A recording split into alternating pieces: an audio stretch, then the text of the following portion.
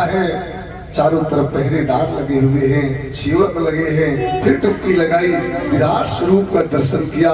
आज जो अक्रूर जी को भय था वो सारा का सारा दूर हो गया। इधर गोप वालों को पता चला, नंद बाबा भी पीछे पीछे गए, रहा नहीं गया। मनसुखा भी गया, मनसुखा पहुंचा और बोला, कन्हैया तुमने ठीक नहीं किया। हम लोग साथ साथ में रहे, पले बड़े हुए, आज जब शहर घूमने का नंबर आया तो हमें बिना बताए जा रहे हो। ये ठीक नहीं है, ये मित्रता ठीक नहीं है। चलो खैर कोई बात नहीं, कन्हैया हम ऐसे ही चले आए हैं, हमारे पर कपड़े ठीक नहीं है, आपके कपड़े ठीक है, हम आपके मित्र हैं।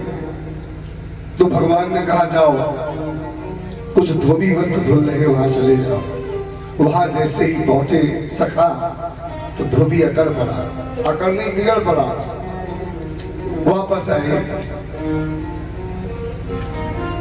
कन्हैया ने दाऊ भैया से कहा, दाऊ भैया क्या करना चाहिए? ये धोबी तो अकड़ रहा है। दाऊ भैया बोले, करना क्या चाहिए? बोनी करो, बोनी बोनी यही शुरू करो। उसी में भगवान ने धोबी का उद्धार किया। और सभी धोबी वही है रामावतार वाला, सब लोग जानते हो। इसने कहा था मैं उड़ान नहीं, तो लंका से आकर सीता को मैं पुनः पलट लिया। आज उद्धार किया और कपड़े लेकर के आए सखा, सभी ने धारण किए। आगे चल करके एक सुदामा नाम का माली मिला, सभी के गले में उस माली ने पुष्पों का एक हार डाला। आगे चल करके एक 3 जगह से टेढ़ी कुब्जा दिवक्रा, बिलोक कुब्जाम युवती वरानना। भगवान ने जैसे ही देखा इस दिवक्रा को, तो भगवान ने इसको सुंदरी कहा। सुंदरी क्यों कहा?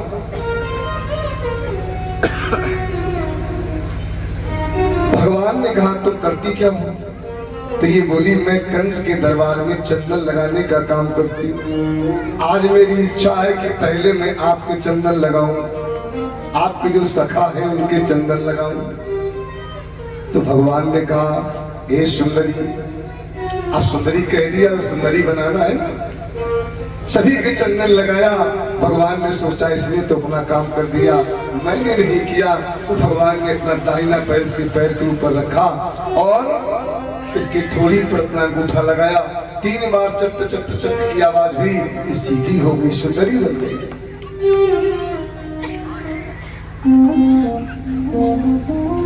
आगे चल करके मथुरा के मेन दरवाजे पर पहरेदार लगे हैं। भगवान ने इनका भी उद्धार किया, अंदर प्रवेश किया जहां पर धनुष रखा है। जाते ही जाते भगवान ने धनुष को तोड़ दिया। ते ही जन श्याम मद धनु तोरा। जैसे धनुष टूटने की आवाज, कंस के कानों पर ये समझ गया अब मेरी मृत्यु निश्चित है। उसी समय चिल्लाने लगा कि रंग द्वार पर जो मेरे पहरेदार लगे थे, धनुष का टूटना ये अपशकुन है। इसको रात्रि में सपने आने लगे। स्वप्न, मैं गधे पर बैठा हूं, मेरा जो मुख है काला है, मैं दक्षिण दिशा को जा रहा हूं।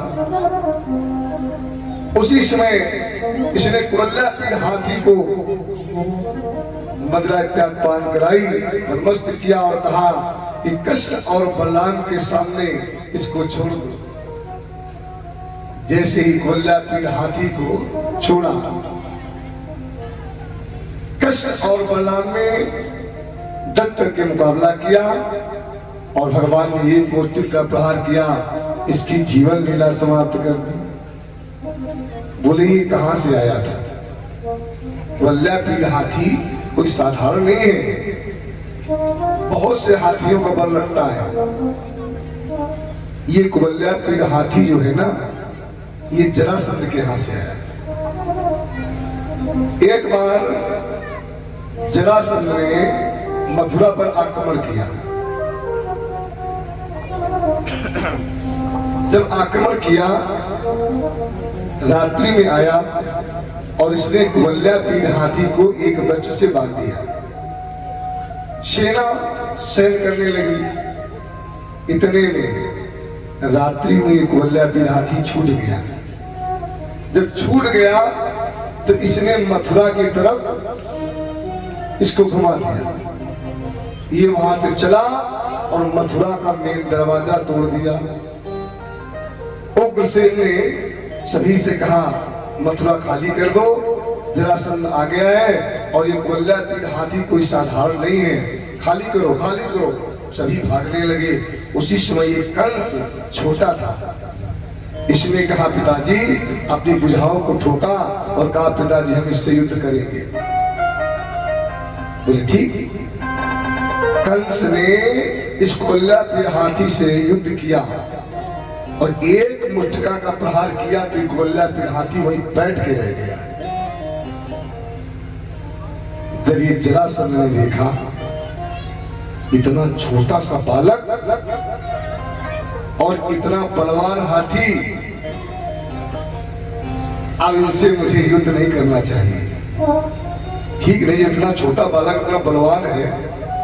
तो जरासंध ने सोचा कि अब हम दुश्मनी नहीं करेंगे, अब हम रिश्तेदारी कर लेंगे। उसी समय जरासंध ने अपनी दोनों पुत्रियों का विवाह, दो पुत्रियां हैं लेकिन अस्थि और प्राप्ति, दोनों पुत्रियों का विवाह कंस के साथ कर दिया। आज ही वल्लभपीड़ हाथी का उद्धार हुआ। आगे 4 पहलवानों को अखाड़े में उतारा। सारे प्रयास किए कंस ने, कुछ उपाय छोड़े नहीं है मारने के लिए। कौन?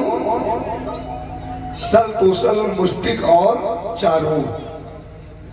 भगवान ने इनसे कुश्ती की और इनकी भी जीवन लीला समाप्त। आज भगवान अखाड़े को हाँक रहे। और कोई हो मुझसे कुश्ती लड़े। जैसे ही ललकारा, क्यों ललकारा? ये भगवान की भगवत्ता है। लोग हमें बलवान समझ रहे हैं, जो मेरे मित्र हैं उनका भी तो कुछ महत्व होना चाहिए। भगवान ने कहा मैं अखाड़े को हाँकता हूं, मुझसे कोई युद्ध करे। मनसुआ दौड़ करके गया और अखाड़े में कूद पड़ा। बोले कन्हैया तुम्हें मालूम नहीं है, यमुना जी के किनारे तुम्हें उठा के दे मारते तुम्हारे सीने बैठ जाते थे, मेरे होते हुए अखाड़ा हाँक रहे हो? मुझसे लड़ो। आज भगवान अपने मित्र मनसुखा से लड़े और स्वयं हार जाते हैं। जय जयकार होने लगी। ये 2 ही बालक बलवान नहीं है, पूरी जो मंडली है सब बलवान है।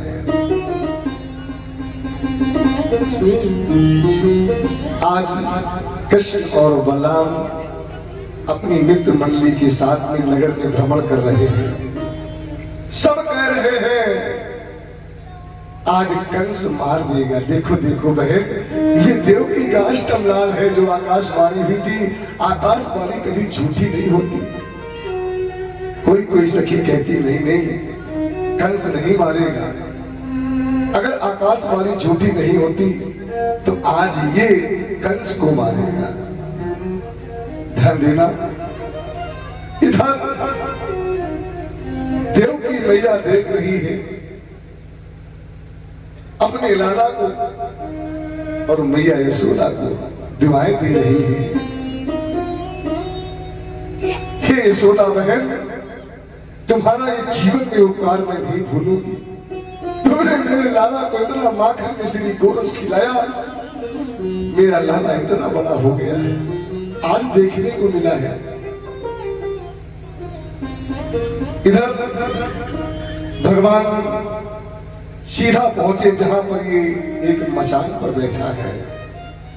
भगवान दौड़ करके चढ़ गए और इसके केशों को पकड़ा, एक झटका मारा, ये नीचे गिरा।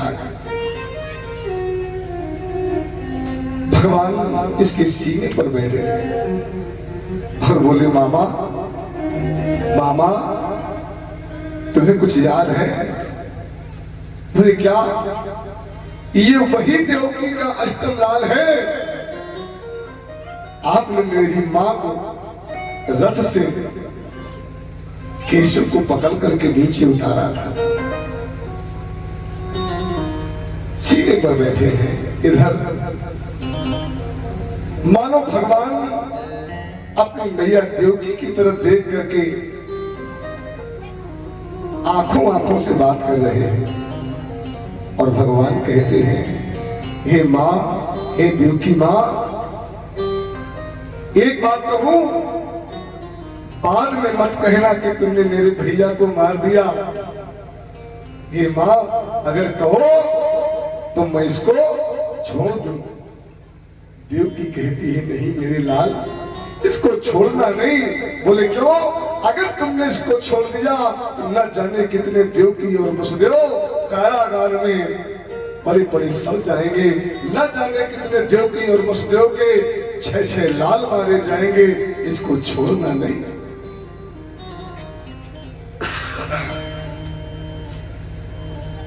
जैसे ही कहा, भगवान बोले, मामा कुछ याद है? जिसकी याद करनी हो उसकी याद कर लो। कंस कहता है, किसकी याद करनी है? अब क्या करना है?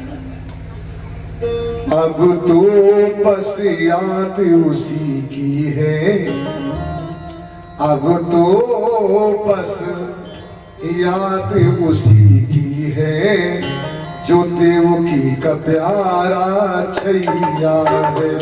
अब तो बस याद उसी की है।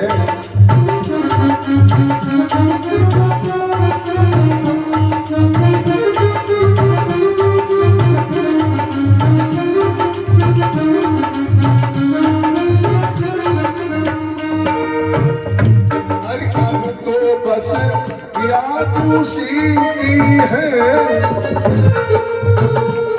जो देवकी का प्यारा छैया है, जो सबकी लाज बचैया है, जो सबकी लाज बचैया है, वो बिना कृष्ण कन्हैया है, जो सबकी लाज बचैया है, वो मेरा कृष्ण कन्हैया है, जो सबकी लाज बचैया है, वो मेरा कृष्ण कन्हैया, वो सबकी लाज बचैया है, वो मेरा कृष्ण कन्हैया है। जो सबकी लाज बचैया है वो मेरा कृष्ण कन्हैया है। भगवान ने क्या किया? 3 लोग का भार ले, भारी भरे मुरार, गिरते गिरते हो गयो कंस का बेड़ा पार। कंस मामा मारे गए। तुम्हें नहीं कह रहे, सोचो कंस की बात कर रहे हैं। कंस मर गया, बोलो मर गया, बोलो काहे नहीं मर गया। लगभग 35 साल से हम कथा कह रहे हैं, न जाने कितने हमने कंस मारे, न जाने कितने रावण मारे, मरता एक भी नहीं। देखो रावण हर साल जलाया जाता है। आदमी ही आदमी को, पप्पू मामा, आदमी ही आदमी को छल रहा है। कई बरसों से यही क्रम चल रहा है। रोज चौराहे पर होती है सीता हरण। देखो पेपर में रोज, जबकि मुद्दतों से रावण जल रहा है। रावण हर साल जलाया जाता है, लेकिन सीता हरण बंद नहीं है। माताओं बहनों, एक मेरी बात याद रखना, क्या हनुमान जी में वो शक्ति थी जो पता लगा लिया लंका में जाकर। अब कोई हनुमान नहीं है, और पहले रावण एक है, तो अब तो गलियन में देखो पैजामा पहने घूम रहे हैं। हाँ सही बता रहे, सावधान रहो, सावधानी हटी दुर्घटना घटी, पता नहीं चलेगा टूंडला में हो कि झांसी में कि आगरा में। इसलिए हाँ ज्यादा न कहो, सब लोग समझदार हो। और सीताराम जी महाराज की जय हो। रावण क्या है? ये अहंकार, हमारे आपके में जो अहंकार बैठा है रावण। और ये कंस क्या है? ये हमारा आपका मन है। मनाती की तीसा कंसा, जो हमारे आपके मन की तरंग है ना, पता नहीं कहां कहां जाती। इसीलिए तो संत गाते हैं क्या कि मन की तरंग मार लो बस हो गया भजन। मन की तरंग मार लो बस हो गया भजन। आदत बुरी संभाल लो बस हो गया भजन। आदत बुरी संभाल लो बस हो गया भजन। इसके बाद में धार करने के बाद में भगवान मिले वसुदेव और देवकी से, अपने नाना उग्रसेन से। इसके बाद में भगवान का गुरुकुल प्रवेश हुआ।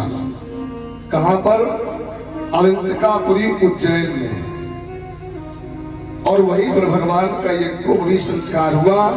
भगवान ने 64 दिन में 64 विद्या और 16 कलाओं का अध्ययन किया, और यमपुरी से ला करके प्रवेश करके शंखासुर दैत्य का वध करके वहीं से भगवान को 5 जन नाम का शंख प्राप्त हुआ है, शंख।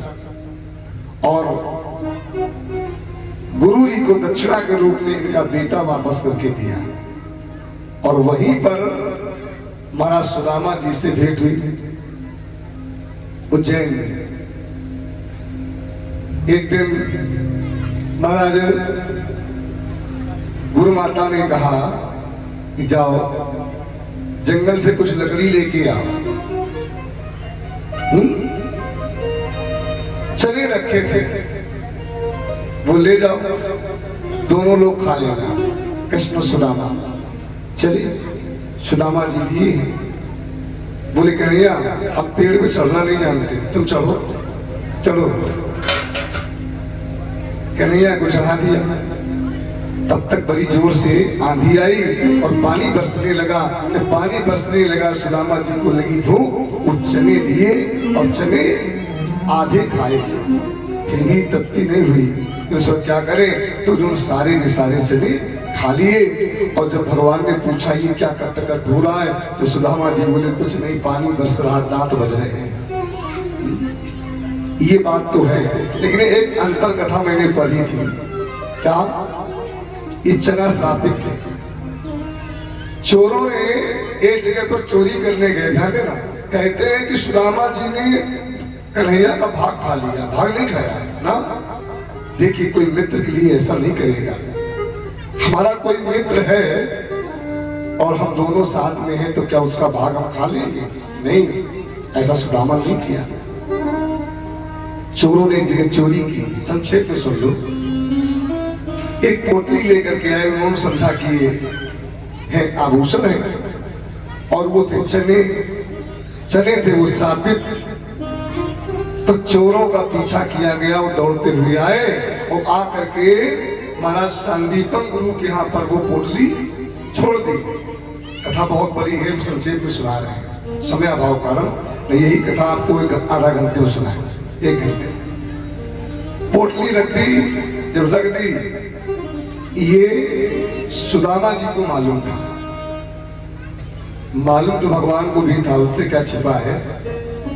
और वो चने गुरु माता को मालूम नहीं था। गुरु माता ने वो देखा चने रखे हैं तो चना दे दिए।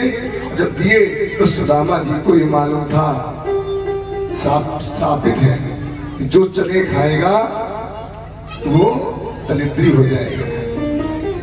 तो सुदामा जी ने सोचा मेरा मित्र है ना, ये दरिद्री ना हो, ये ठीक रहे, मेरा मित्र सुखी रहे, मेरा मित्र सदैव प्रसन्न रहे, दरिद्री मैं ही बन जाऊं तो ठीक है। तो सुदामा जी ने सारे के सारे चने खा लिए।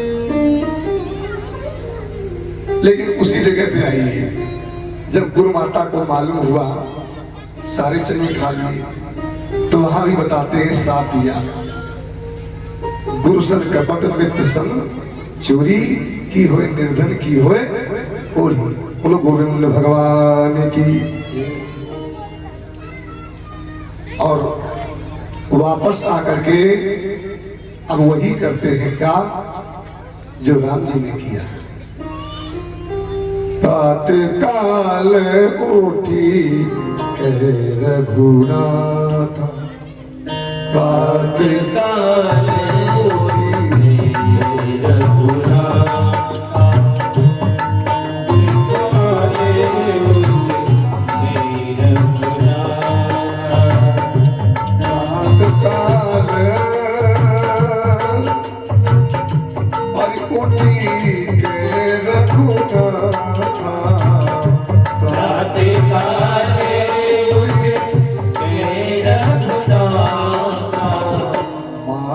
पिता गुरु वही माता, माता पिता गुरु ना मेरी माता, माता पिता गुरु ना मेरी माता।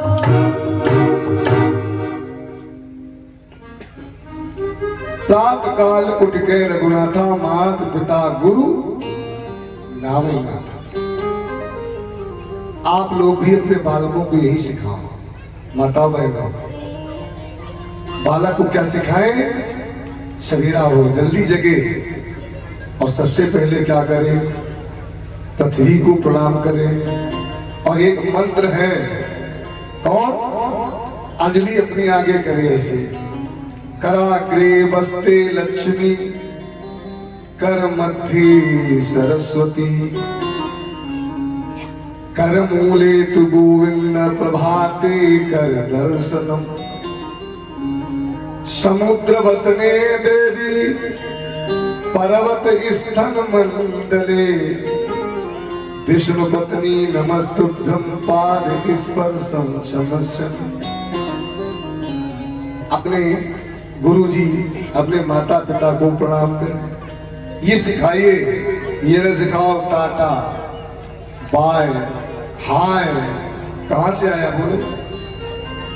टाटा बाय हाय कहां से आया? अरे इतने लोग बैठे हो, एक बात पूछें, शाम को बता देना, हाय का फुल फॉर्म क्या है? हाय का फुल फॉर्म बताना शाम को। नहीं नहीं, हाय बाय ना सिखाओ, प्रणाम करना सिखाओ। बोलो गोविंद भगवान की। भगवान देवकी मैया के पास में बैठे हैं, ध्यान देना।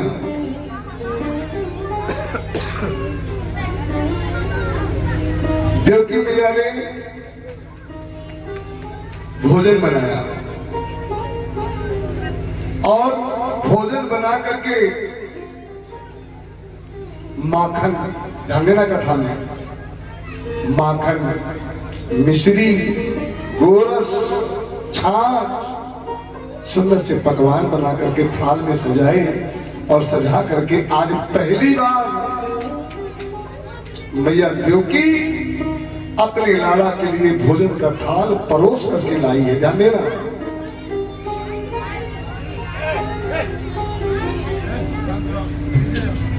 और जैसे ही थाल रखा, कन्हैया के सामने जैसे ही थाल रखा, गोप ग्वाल सखा नंद बाबा सब वापस चले गए हैं। अब कृष्ण और बलराम केवल बच्चे हैं। भगवान एक खंभे की ओर से बैठे हैं और जैसे ही भगवान ने उस भोजन के थाल को देखा तो भगवान दहाड़ मार करके रोने लगे। जब रोने लगे देव की मैया आई और बोली लाला कि ये तो अपशकुन होता है, तेरे लिए मैंने आज पहली बार भोजन का थाल सामने रखा है, भोजन रखा है, तू रो रहा है? क्यों रो रहा है? बोल। कन्हैया ने कहा मां अगर भोजन कराना चाहती हो तो मेरी एक बात मानो। बोले क्या? इस थाल से माखन मिश्री गोरस छाछ सब हटा दो। बोले क्यों? बोले इस माखन मिश्री गोरस में मुझे मेरी मैया यशोदा की याद आ रही है, मुझे उन गोपियों की याद आ रही है, मुझे उन वृंदावन वासियों की याद आ रही है। देवकी बोली लाला तू ये क्या कह रहा है? मैं भी तो तेरी माँ हूं, मुझमें और यशोदा में क्या अंतर है? तो भगवान ने कहा माँ तुम गलत कहती हो, आप में और मेरी मैया यशोदा में बहुत बड़ा अंतर है, इतना बड़ा अंतर है आपको बुरा न लगे तो मैं बात कहूं। देव की बोली बता क्या बात है? बोले अंतर ये है कि तुमने ये भोजन का थाल मेरे सामने रख दिया है और मेरी मैया यशोदा ने कभी भोजन का थाल मेरे सामने नहीं रखा। मैं 11.5 वर्ष का हो गया हूँ, मेरी मैया यशोदा सदैव अपने हाथ से मुझे भोजन कराती। ये अंतर है। मेरी मैया जो यशोदा है ना, जब मैं चला था तो मैया ने अपने हाथ से मुझे स्नान कराया और नित्य की भांति वो मैया मेरी भूली नहीं, मेरे मस्तक पर वो काला ठिठोना भी लगाया। इतने में क्या हुआ, रो रहे थे। उसी समय बृहस्पति के शिष्य और भगवान के सखा कौन? श्री उद्धव जी आए। ब्रसरी नाम प्रवरो मंत्री कृष्णस्य दयिता सखा शिष्यो बृहस्पति साक्षात् उद्धवो बुद्धि सत्तम।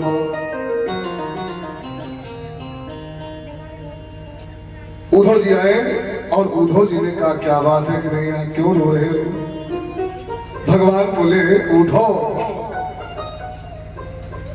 उद्धव मोहि ब्रज बिसरतना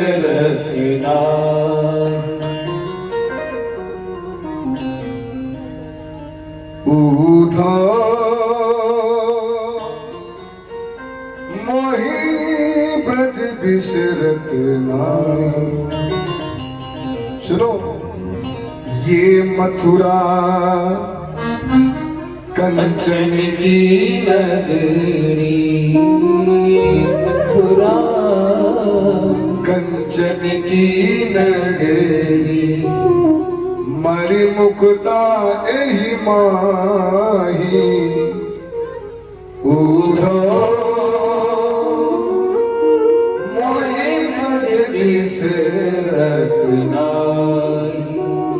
और सुनो उद्धव जब ही सूरत आवत गोपन की, जब ही सूरत आवत गोपिनी की ये उमगत कछु नाही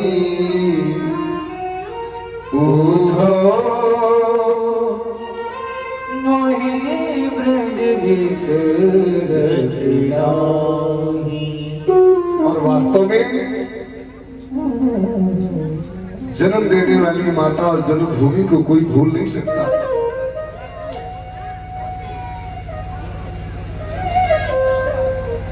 उद्धव जी कहते हैं कन्हैया तुम्हें याद आ रही है मुझे? हाँ बोले मैं जाता हूं।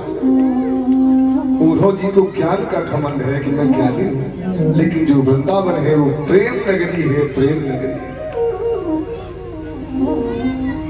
प्रेम के आगे ज्ञान की चलती नहीं है। उद्धव कहते हैं कन्हैया मुझे एक पत्र लिखो और उस पत्र को लेकर के मैं वृंदावन जाऊंगा। क्या पत्र लिखा? हे ललिते वृषभानुसुते मैंने कौन कियो अपराध तिहार। आज भगवान वृद्धासियों से क्षमा मांग रहे हैं। काढ़ दियो ब्रजमंडल सो अब और ही दूर गयो कछुमार। अपनो कर लेव यही मोह देव। क्या? कुंज गली यमुना को किनार, कुंज गली यमुना को किनार। क्या कहते हैं? सुनो उद्धव मैया को सुनैयो, उद्धव मैया को सुनैयो। तेरो लाला दुख पावे उद्धव मैया को सुनैयो, उद्धव मैया को सुनियो।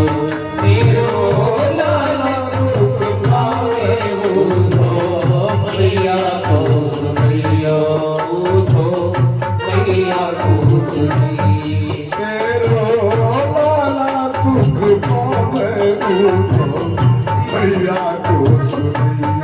तेरो लाला दुख पावे उद्धव मैया को सुनियो, उद्धव मैया को सुनियो।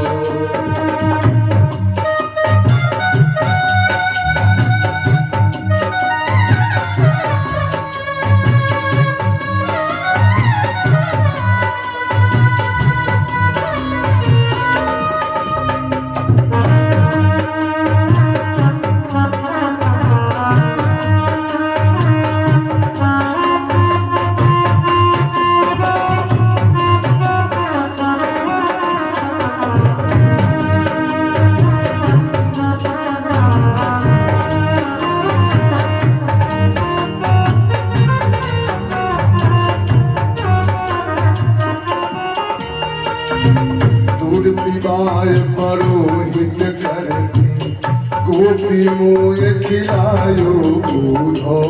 दूध पिबाए परोहित करती गोपी मोय खिलायो उद्धव।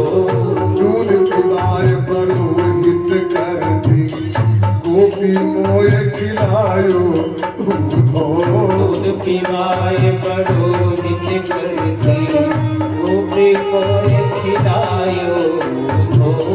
माखन रोटी राम न जानो,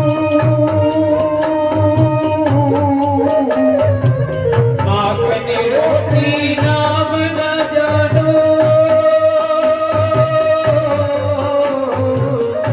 कनुआ कह के कोई न बुलावे,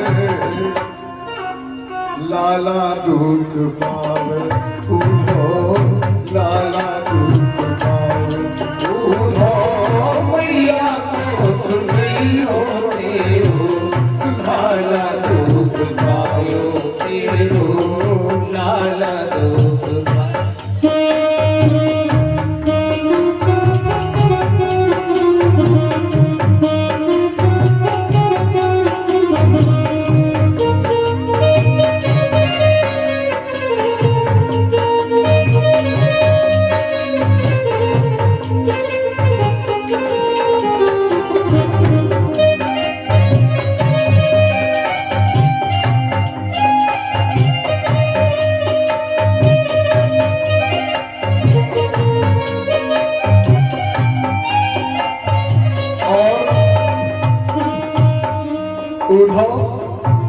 जब गोपी उल्हना लेके आती थी मैं चोरी करता था, लेकिन मेरी मैया कभी मानती नहीं थी और उस गोपी की डांट लगाती थी।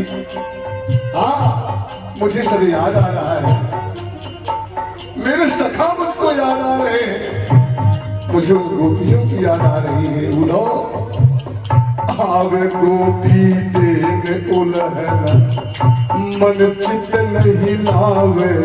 ओ आवे गोपी देने उलहना मन चित नहीं लावे।